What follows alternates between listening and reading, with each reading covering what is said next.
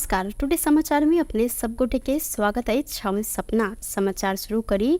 मुख्यमंत्री सिंह आ स्विस नियोग के अधिकारी बीच विभिन्न योजना के विषय में छलफल भेल। मुख्य प्रसंग मध्य प्रदेश के मुख्यमंत्री सतीश कुमार सिंह आ विकास तथा सहयोग के लिए स्विस नियोग एसडीसी के अधिकारी बीच विभिन्न योजना के विषय में सहयोग तथा छलफल भेल। स्विस नियोग के अधिकारी सब मुख्यमंत्री सिंह के भेंट करबाक लेल मधेश भवन पहुंचल छलनि।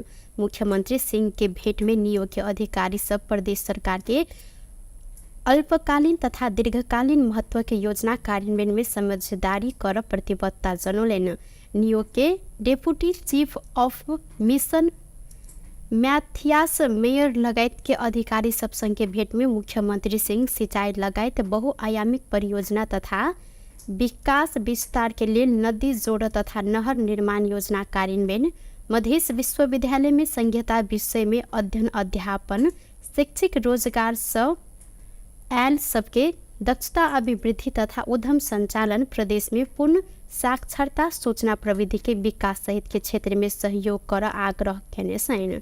संगे आम एवं केरा लगायत खेती के प्रवर्धन तथा उत्पादन के लिए प्रविधि हस्तांतरण एवं उपयोग के लिए समेत नियोग के अधिकारी सबके ध्यान आकर्षण करायल गेलै।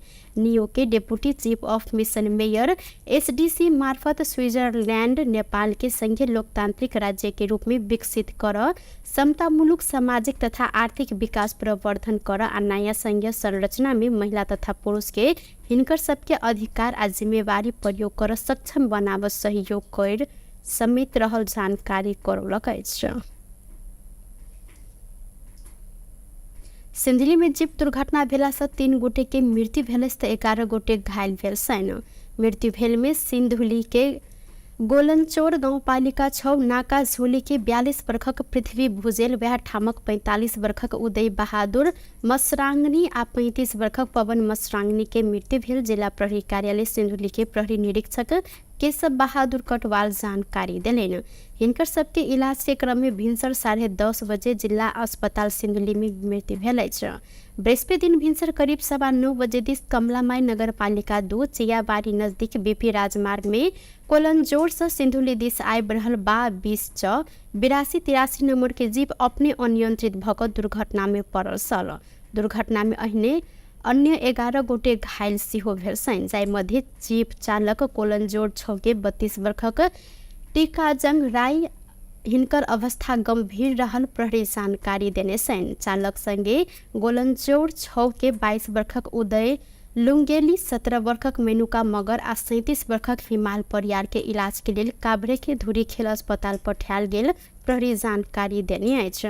गोलनचोड़ 6 के 18 वर्षक जीना श्रेष्ठ, अहिना पवन मर्सियांगी 47 वर्षक, धनमाया बैबा 4 वर्षक, लीला मगर 22 वर्षक, समीना मगर अहिना 19 वर्षक, वंदना कोइराला तिहना 37 वर्षक, हिमाल परियार 56 वर्षक, राजन प्रसाद कोइराला आ कमला माई 5 के 78 वर्षक डम्बर कुमार कार्की घायल भेल छन्।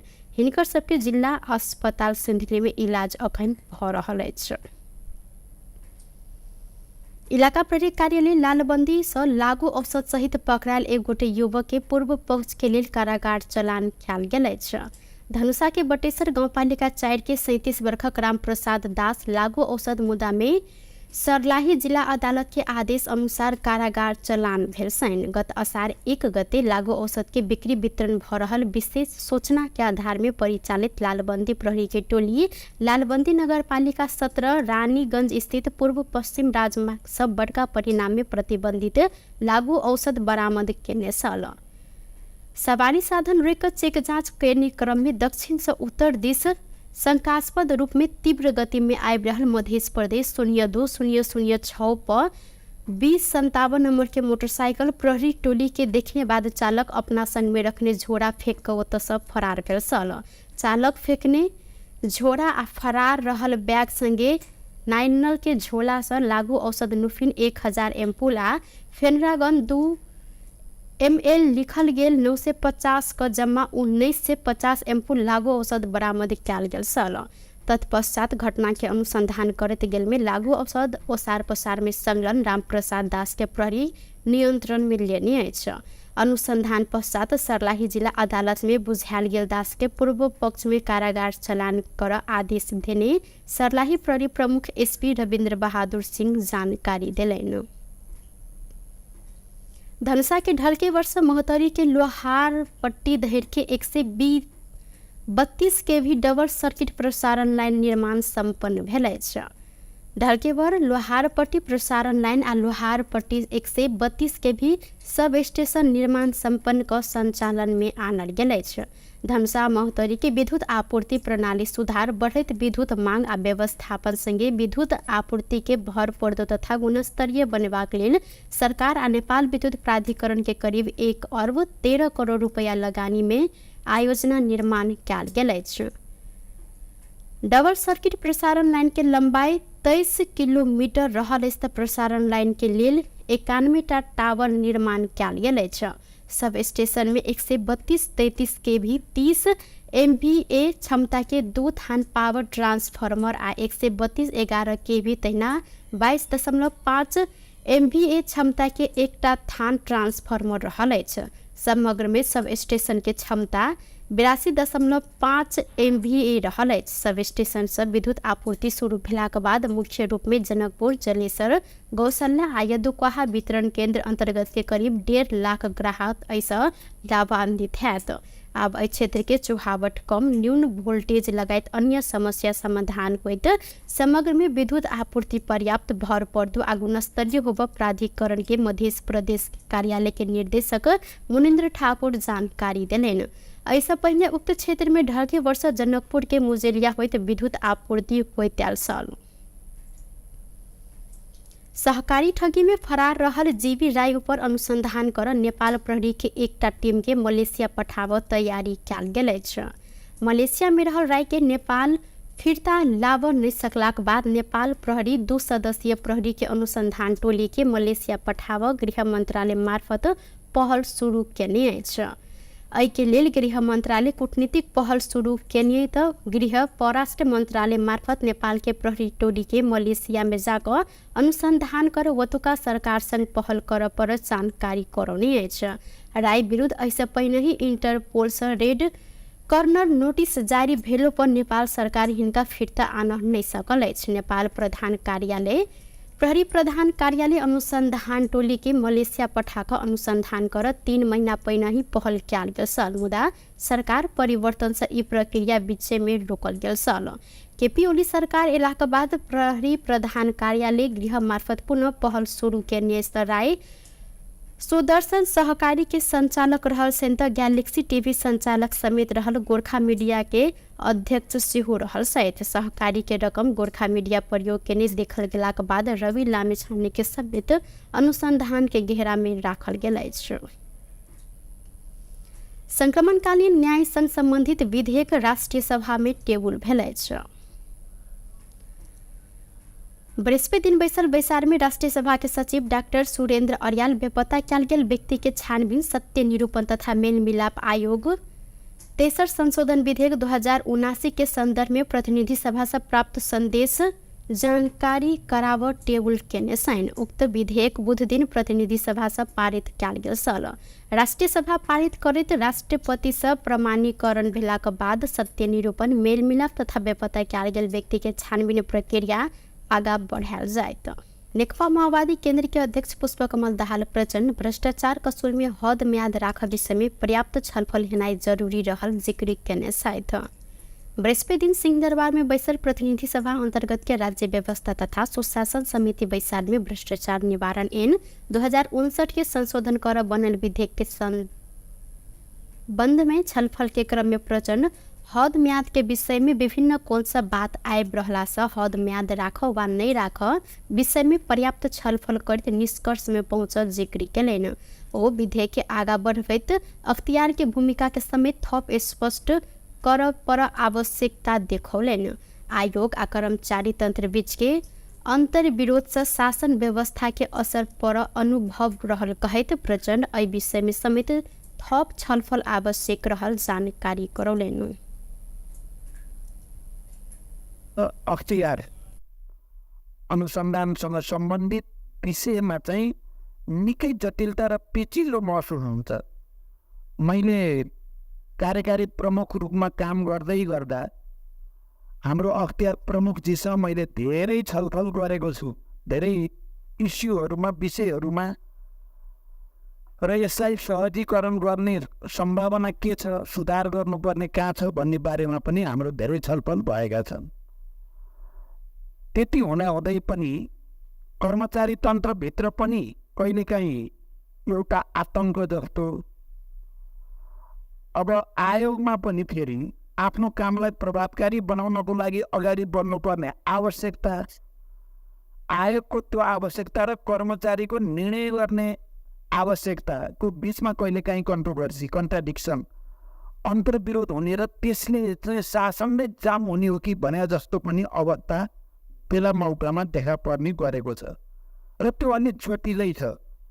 त्यसकारण अहिले भ्रष्टाचार निवारण ऐन 59 संशोधन गर्न हामी छलफल गर्दै गर्दा यो जटिलतालाई फुकाउने गरिकन हाम्रो राज्य संरचनाका विभिन्न निकायहरूका बिचमा आपसी तादात्म्य, तालमेल, एकअर्काको सहयोगी पूरक हुने गरी चाहिँ अगाडि बढ्ने वातावरण बनाउन निकै जरुरी छ भन्ने मैले महसुस गरेको छु। मलाई लाग्छ कार्यकारी प्रमुखमा पुग्ने या मन्त्री हुने या शासनको एउटा बस्ने सबैले नै यो समस्यालाई महसुस गरेका छन्, यसको निदान गरिनुपर्छ भन्ने कुरा छ।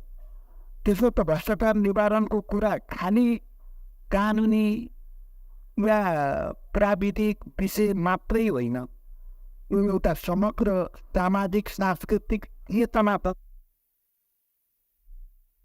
रचन शासन प्रणाली आ नियमक संरचना समेत परिमार्जन आ सुधार कर अधिक विषय रहल उल्लेख कयलनि। अखन सब सूचना प्रविधि में देखल गेल विकास संगे समयानुकूल भ्रष्टाचार नियंत्रण कर विधेयक के पूर्ण बनाव पर समेत ओ सुझाव दिलनि।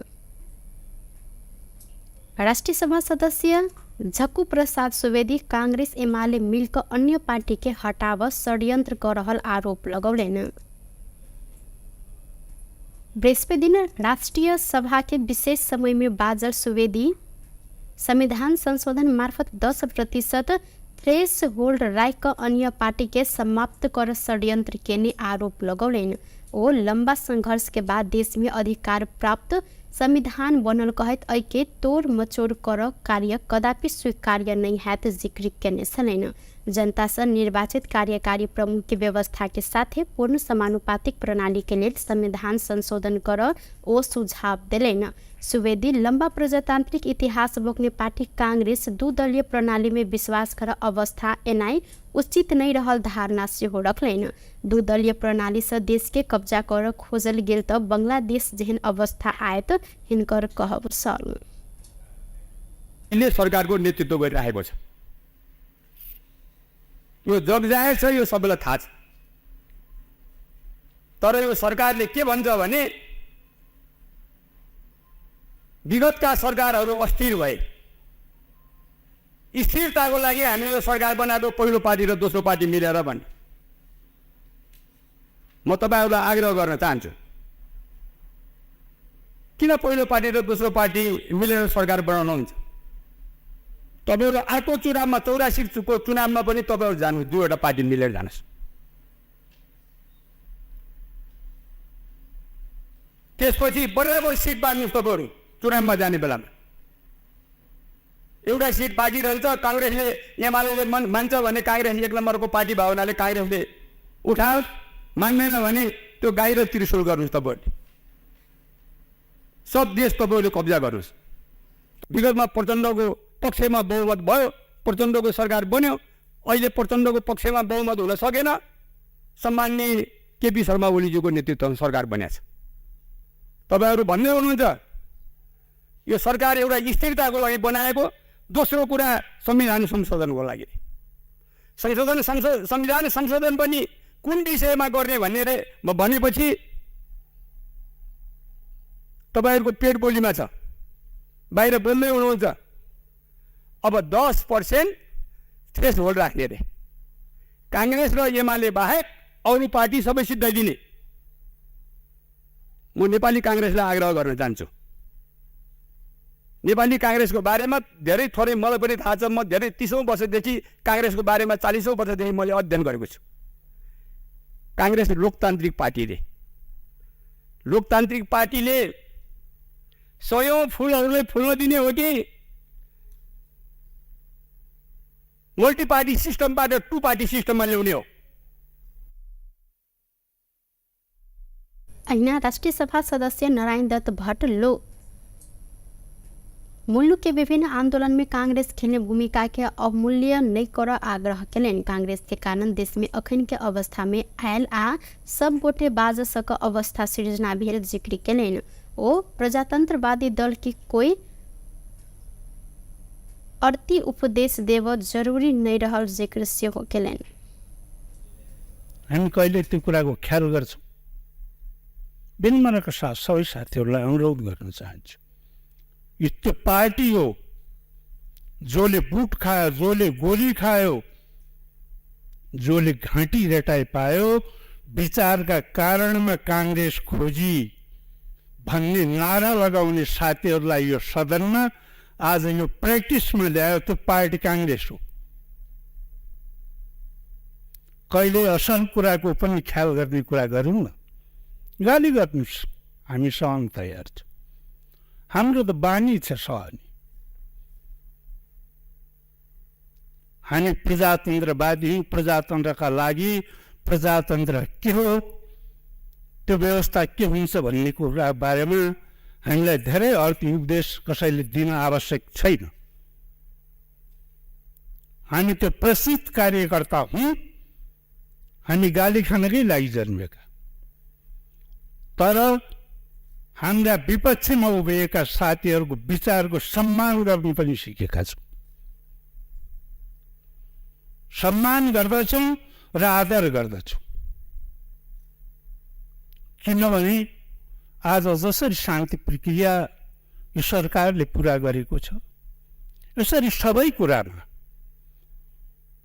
विमिति रहला, सहमति होला। दत्त कांग्रेस और माओवादी संयुक्त मत मांग का परिणाम एलो पर जनता के बेईमानी के कैलन ये स्पष्ट रहल जिक्र केने सलैथ। नेपाल विद्युत प्राधिकरण के कार्यकारी निर्देशक कुलमान घिसिङ लोड सेटिंग में खुशी होब जमात अपन विरोध करे त्याल उपराग सुनौलेन। प्राधिकरण के वार्षिक उत्सव के संदर्भ में बृहस्पति दिन काठमांडू में आयोजित सम्मान तथा पुरस्कार वितरण कार्यक्रम में ओ प्राधिकरण घाटा में गेल आ लोड सेटिंग भेला से खुशी होब जमात बटका रहल संगे हिनकर सबके विरोध कर उपराग सेहो केलनि। किछ जिम्मेवार पदाधिकारी लगायत जिम्मेवार ठाउँ में पहुँचकर प्राधिकरण के हिसाब किताब प्रति आशंका व्यक्त केने कहत घिसिङ महालेखा परीक्षक के 3टा संस्था अडिक रहल हिसाब केना क फेक हैत कहत प्रश्न सेहो केलनि। ओ प्राधिकरण सरकार के बड़का संस्था रहला से जिम्मेवारी पूर्वक काज कर रहल धारणा सेहो रखलनि।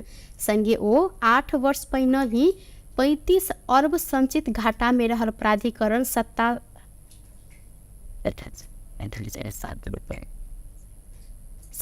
अर्ब नाफा में पुगला सब बड़का सुखद विषय रहल धारणा से हो रखलनि। नेपाल के विद्युत क्षेत्र में बड़का क्रांति रहल आ अखन सब क्षेत्र में विद्युतीय गाड़ी सब संचालन होब लागल ओ जानकारी दिलेन। घिसिङ वितरण प्रसारण आ उत्पादन में मात्रै प्राधिकरण 1 अर्ब लगानी केने जानकारी देने साथ पहिलाई दुःख लाग्छ। विद्युत प्राधिकरण घाटामा जाँदा खुसी लाग्छ। नेपाल विद्युत प्राधिकरणले लोड सेडिङ बढायो भने खुसी लाग्ने जमात ठुलो छ नेपाल। त्यो जमातले यस्ता नचाहिने विषयहरूलाई पनि धेरै फैलाएको मैले सुनेको छु। यो विषयमा हामी गम्भीर रूपमा चाहिँ हाम्रो हिसाब किताब देखेर हामी आफ्नो चाहिँ जुन स्टेटमेन्टहरू छ त्यसलाई हामी हाम्रो अडिटरहरूबाट परिष्कृत गरेर हामी अगाडि बढेका छौँ। सायद नभनौँ यो मेरो अन्तिम वार्षिक उत्सव मनाउने वर्ष हो।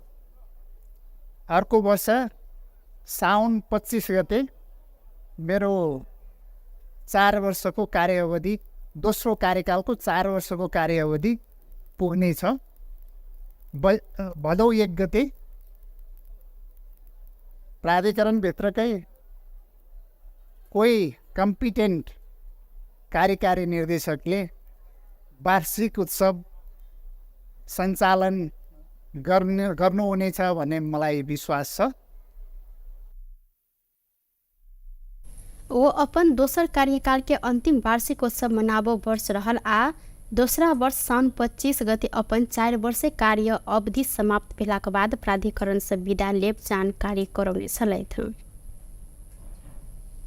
बेस त टुडे समाचार अखन के लेल एतबा पुनः दोसर समाचार लक उपस्थित भेटा करब तखन देर के लेल हम सपना विदा मांगे छी। देखैत रही टीवी टुडे जनकपुर। नमस्कार।